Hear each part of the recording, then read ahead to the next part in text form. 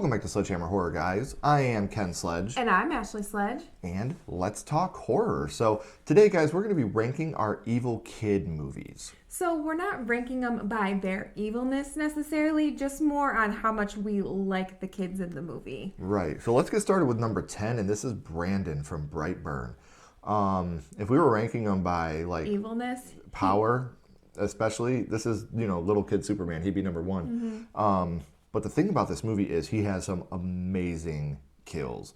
I am a big fan of this movie. I mean, the dude kills his mom. Yeah, the one that literally loves him and takes care of him, and yeah, he kills his own mom. So that is pretty freaking evil. Right. A lot of these ones are, but and a lot of the practical effects in this movie look really great. The CGI looks really good. Mm-hmm. I wish they would have continued this universe because I would love to see an expansion of the Brightburn universe.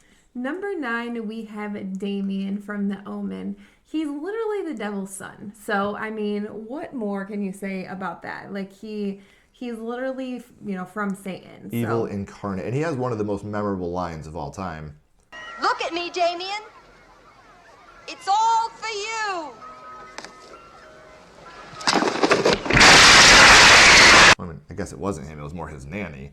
But it's still one of the most... It's all for you, Damien. Yeah, but I think he had a hand in making her do that. Right. So he is definitely evil, comes from hell. I mean... Well, what more can you really say about the little bastard? Absolutely. Number 8, we have The Children of the Corn. Mainly the first movie. Malachi and Isaac scared the shit out of me as a kid. Not a huge fan of this movie, but I love the opening kill, like when they lock the diner and they start killing the patrons in the diner. They poison them. Yeah, it's just a whole lot of chaos. I love that part too. Me too. And then you get Isaac dying. You get Malachi dying. You get one of the best lines ever. He wants you too, Malachi. He wants you. He wants you too, Malachi. I will never not laugh at that delivery with the overdub over top. Mm-hmm. And some of the worst CGI I've ever seen in my entire life when he does die. So, but they are evil, and it's a whole group of them. They take over a whole town. So we'd be remiss not to include the Children of the Corn. Yeah, you have to have them on the list. Number 7, we have the children from Village of the Damned. Those little white-haired creeps, they are evil. They don't care about anything. They don't care about their parents. Like, they're bad. Yeah. They're bad kids. And when you see it, I don't know why, but the ending always stuck with me. When they're trying to break into Christopher Reeve's mind and he has the brick wall. They can't get into it, yeah. And they can't get into his mind. That's always stuck with me. The movie, not great. But the kids, scary as shit. Yeah, just with their white hair and just like their complexion. And yeah, they were scary little alien children. Very, very scary little alien children. Coming at number 6, we have Terrifier 2. And we have the little pale girl. From the absolute second we meet the little pale girl in that laundromat, you know she's bad news. Mm-hmm. I hope to someday get a full backstory. I know we get bits and pieces of it in Terrifier 2. I would hope to someday get a whole backstory on the little pale girl. I think that could be very interesting. Mm-hmm. But just seeing the impact she had throughout this movie on every character, it's hard to keep her off of this list. So yeah. Number 6, we have the little pale girl. Number 5, we have Abigail, our little ballerina vampire. And we had to add her. She is, you think that she's the victim at first, and then you realize pretty quickly, like, you guys fucked up. Like, she is going to tear through you, and just the way that she is able to, like, turn it on and off and, like, make them feel bad for her and, like, oh, I'm this innocent little girl. And then as soon as you, dancing. as soon as you put, you take your guard down, she's going to attack you and she's going to kill you. So she's vicious. She's a great dancer with it all. It's such a bloody good time. Yes. Abigail had to be on our list. Absolutely. And another one that had to be on our list is Sinister. Just because of how surprising I think it was. But when you finally get to the end And we could have done Sinister too, but those kids were little wieners. But in Sinister, when you have Ashley at the end and you see, he drank the coffee and it's got the green liquid in it, and then it shows her, she's got the axe, and she drew all their, dead, cut up bodies on the box, and then she goes with Bagul. Such a moment in the theater where you're shocked. What the fuck? I thought it was gonna be Trevor, but it turns out to be Ashley, and she killed her whole family. They really did good.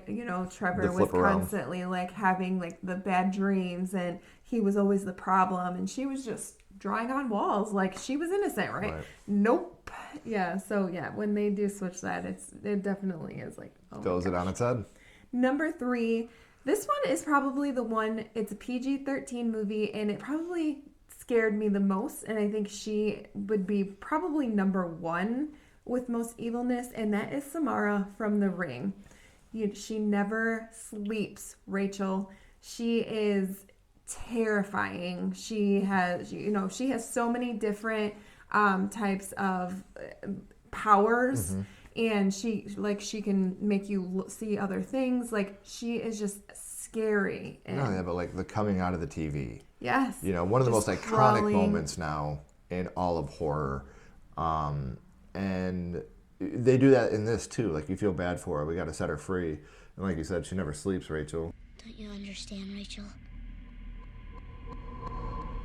She never sleeps. Yeah, she never sleeps. And again, you think that her mom was, horrible to her. Her dad hated her, and they threw her in the well.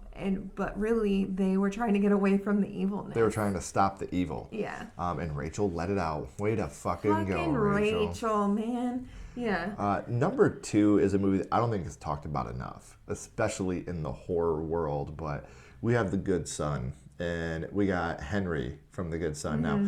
Now, Henry gave me one of my favorite lines as a kid. Hey, Mark. Don't fuck with me. I can't tell you how many times I said that. But he's just a bad kid, man. He throws his sister across the ice trying to kill her. Yeah. We find out later in the movie that he's the one that drowned his little brother. Was it his baby brother? Baby brother. Okay. And he tries to kill Mark by throwing him off the cliff. His cousin, yeah. And then just think about that mom. What she had to go through. She had to choose between her nephew or her son, who she knew was evil. He had just tried to kill her by pushing her off the edge. But again, it's that, mother's unconditional love. It never has condition. Even if you try to kill me, it's still going to hurt me to not save you. And it definitely hurt her. Yeah. But I still love so many parts of this movie, and both of the performances of the kids with Macaulay Culkin and Elijah Wood, mm-hmm. they did a great job. And the moment where they go on the overpass and they throw the dummy off the bridge to cause the big accident, or when you have Henry, with the nail gun, with the big ass nails, that's another thing I really remember from this movie. And he's just an evil kid. Yeah. And the thing about him is he's probably the most realistic. Yeah, I agree with that. Of the list. No supernatural powers. You look at kids now and you're like, right. You're the good son, aren't you? Right, but he's not the devil's kid. He doesn't have superpowers. He's not in a huge group of people. It's just he's just Henry. A psychological fucked up kid. Yep. That's it. And that's scarier because it's so real. Mm-hmm. And number 1 is Gage from Pet Sematary. We had to have him on there. It's no fair. Yeah. No fair. No fair. No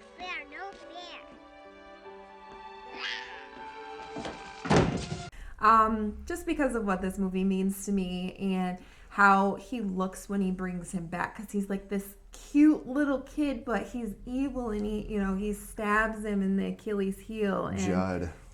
He stabs Judd, and just when Dad has to put him down again for the second time, he already buried him. So heartbreaking to do it again. And then no fair. Right. It's just it's heartbreaking, but it's scary at the same time to see this cute little demon kid coming after you. I think the reason this one's so impactful is because half the movie he is a cute little kid, mm-hmm. and we watch him unfortunately die and then we see him resurrected. So that's why it's so hard to be against him, because we've seen that he was just this cute little kid, and now we see him. But he comes back and he's not the same. Like, Right. you obviously don't come back the same person you were when you went in. That damn Wendigo. Fucks with you every time. Right. So that is our top 10 movies with evil kids. Now, let us know in the comments, guys. What are some movies we missed? Who are some evil kids that we missed? Are there any movies on our list you would take off? What is your favorite movie that we talked about today? We would love to know what you guys think. If you haven't already, please like, comment, and subscribe. It does help build the channel more than you know. And follow Sledgehammer Horror on social media. Our links are in the description as well. But until next time, keep talking horror. Stay who you are. And we'll see you guys soon. Bye, guys.